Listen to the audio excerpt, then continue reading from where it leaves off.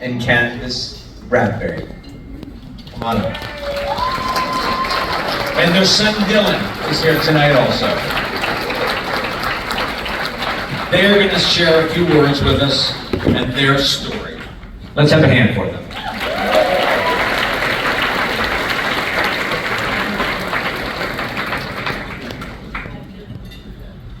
We'll try to do this without crying.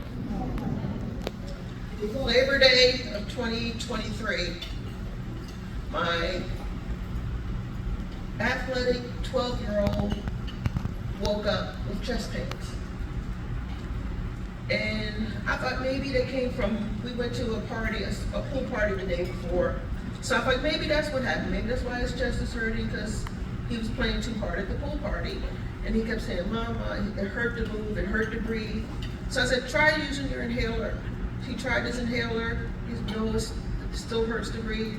And I call it my mommy's spidey sense. Someone told me he needs to go to the hospital. And we went to the hospital, and they said, Mrs. Bradley, his lungs are clear. And I'm like, what are you talking about? He's having trouble breathing. It hurts for him to breathe. Like, you tell me my child's lungs are clear.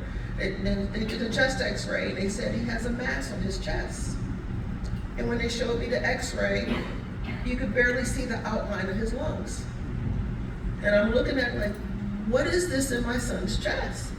I said, he plays football. I was like, he was just at football camp and football practice, and he was just at a pool party. He eats healthy. What are you talking about? He has this mass in his chest. And they were saying that it's pressing against his airway, and we had to get to, we went to Good Samaritan, so we had to go to Hopkins, because they had the pediatric. So we went to Hopkins, and they immediately admitted him to the ICU, because the mass was pressing on his airway and the arteries of his heart, and he wasn't able to lay flat. He had to sit up. He was in ICU for about a week. 2 days after in ICU, we got the diagnosis of T-cell lymphoblastic lymphoma, and his life just changed. He wouldn't be able to attend school the rest of the school year. He couldn't play football. And we're started on this new journey. Once we moved up to the oncology floor, the second day we were on the oncology floor, we met the staff of ZACF Against Cancer. One of the representatives of the hospital came and was like, hey, they're giving free mani-pedis to parents, and they're doing massages. And we were like, oh God, we needed that. We definitely needed that. We definitely needed that. Get the ICU, we needed that. So we convinced Dylan to go with us. At first Dylan wasn't gonna do it. I was like, well, just get the pedicure done. He was like, they won't mess with my feet. So we all went, all three of us went, and it was nice. It was a change of pace. We were out of oh, oh, they got the pictures. And then we were, I think Felicia and my husband got to talking about football. And she said, hey, you guys like football? Big Ravens fan here. Between him and Dylan, Ravens. So they got to talking, and she's like, hey, whenever you're ready, I could maybe get you guys some tickets to a game. We were like, oh, that'd be great. Just didn't know when that'd be able to happen. We got out the hospital a week later, and Dylan had a rough time there with a couple cycles. He was in the hospital beginning in November for 2 weeks for the infection. We got out right before Thanksgiving. And when he got out, I think that's when I contacted Felicia. She was able to get us tickets for New Year's Eve.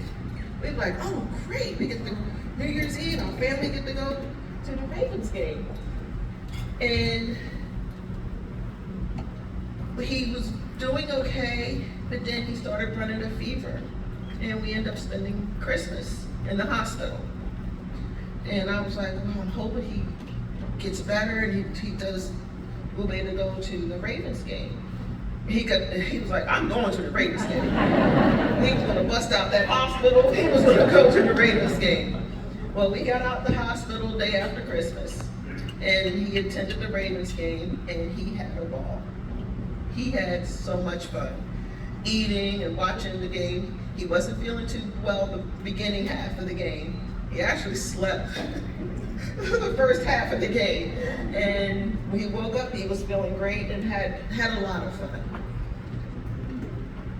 ZACF Against Cancer has put a smile on my son's face. And if you ever had gone through this with a child, and when you see them when they're really sick and don't have that smile and that joy is not there, all you want to do is just put that smile on their face.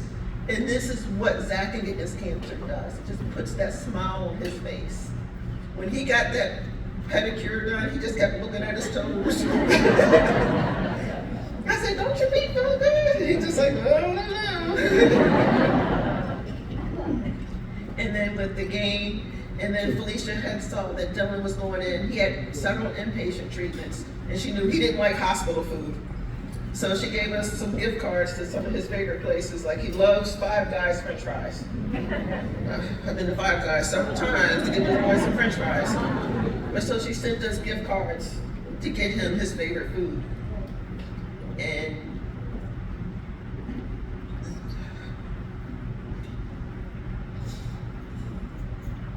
ZACF Against Cancer has been a very special organization to us. Felicia stays in touch with me to check on Dylan to see how he's doing. And she asks about him all the time to see if he needs anything. Dylan is he's a very humble young man. He doesn't understand why everybody's making a big deal about this. He's like, it's just cancer. That's like he said, it's just cancer. I'm gonna be playing football again, it's just cancer. And I'm like, Dylan, this is a lot. You're dealing with a lot. A lot of adults can't go through what you're going through. To him, it's just cancer. You'll get over it. Right now, we're at the end of our aggressive chemo. Within a couple weeks, he'll be in maintenance and life will be back to normal.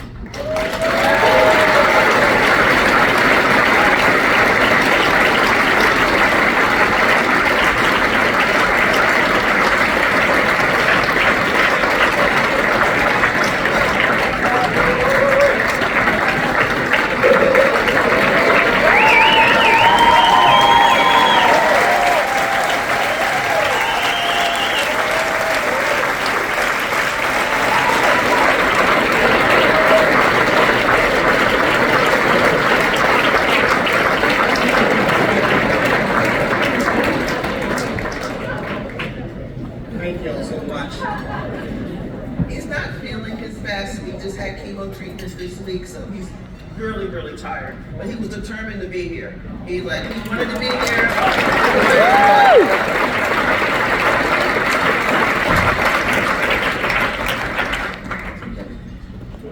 In conclusion, I want to thank ZACF Against Cancer.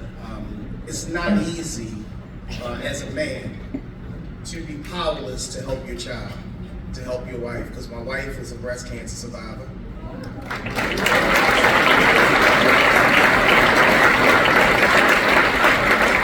And because she wanted more attention, she decided to get a brain tumor.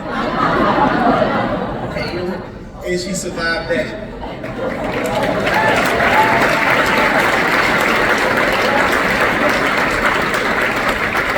But in conclusion, I want to say, and I was just speaking to this to my fraternity today, I said, today is going to mark a transition that we want to partner with ZACF Against Cancer only for one reason. It's not about the money, it's not about the time, but people don't have to be nice. They don't. But ZACF Against Cancer has shown us to be nice and family. And if you have to devote your time and your energy to someone, it should be people who were nice to you. So thank y'all so much. And let's raise a lot of money for ZACF Against